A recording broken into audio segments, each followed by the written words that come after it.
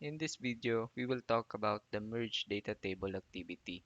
Let's say we have two data tables, the DT1 and the DT2. Our table has three columns, the first name, the surname, and the score. Data table 1 or DT1 contains three records, and data table 2 or DT2 has two records. So to merge the records from the two data tables into one, we need the activity merge data table. In this activity, you must decide which data table will contain the merged record. So if, for example, we want the merged records to be in data table 2, we will input DT1 in the source field and DT2 in the destination field. And there are two ways to see the merged results. First, let's use an output data table and a message box activity.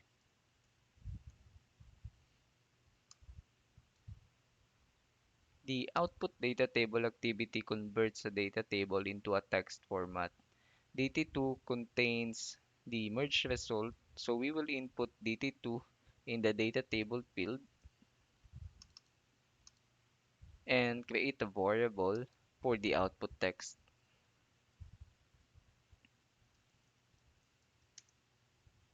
And we will use that variable for the message box activity.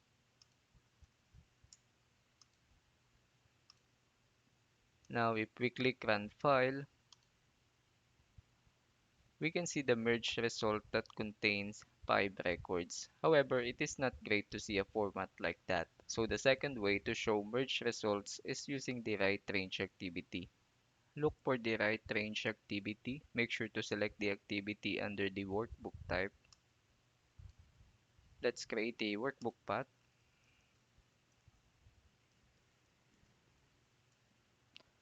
and sheet name and assign DT2 for the data table field. Use A1 for the cell. Make sure to check the add headers property. Test it using run file. It will generate a new Excel file named DT2 to the path we assigned. Opening the file, we can see a better merge result format. We probably do not manually add data to a data table in a real-world scenario like using the build data table activity. A good example is that both data is in two different Excel files, and we will use these two Excel files that contains the same records from the build data table activity earlier. We will use the read range activity to convert each Excel file data into a data table. Make sure to select the activity under the workbook type, browse the Excel file,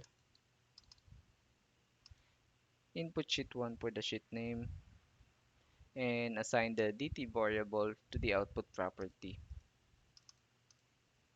Let's do the same step for the second read range activity.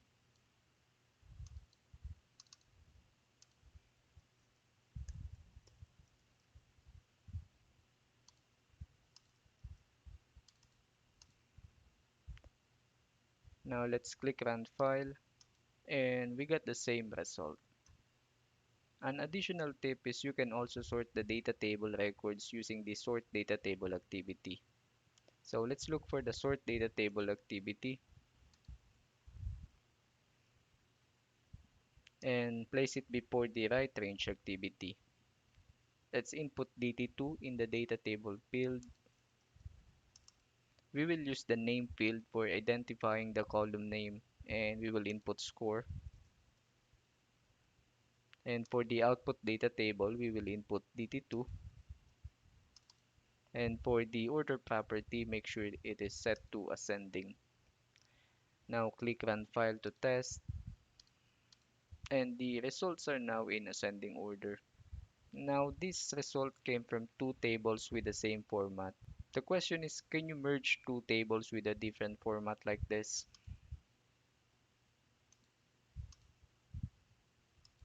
Well, the answer is yes, it is possible, but in a scenario like that, pay close attention to the properties of each data table. If the data comes from build data table activity, ensure that all columns allow null property because if there is one column that does not allow null, it will cause an error. Ensure that the merge table missing schema is add, ignore, or add with key. Now, if we run it, the merge result will be this.